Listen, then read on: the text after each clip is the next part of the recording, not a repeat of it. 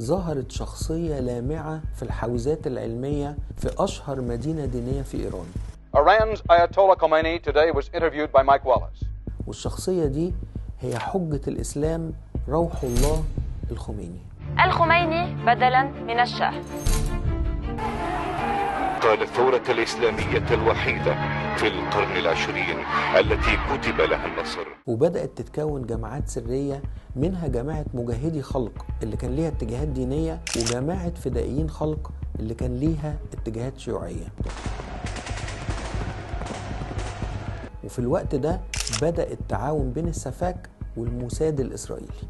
كان الشاه يريد جهاز رقابة يستخدمه ضد معارضيه، بينما كانت واشنطن بحاجة إلى قاعدة تنصت قوية في المنطقة لمراقبة الوجود السوفيتي هناك. لكن الخميني رفض وأرسل برقية إلى الشاه قال له فيها: سوف أبقى في قم، ولو مت سوف أكون من الشهداء، ولو عشت سوف أكون من المنتصرين.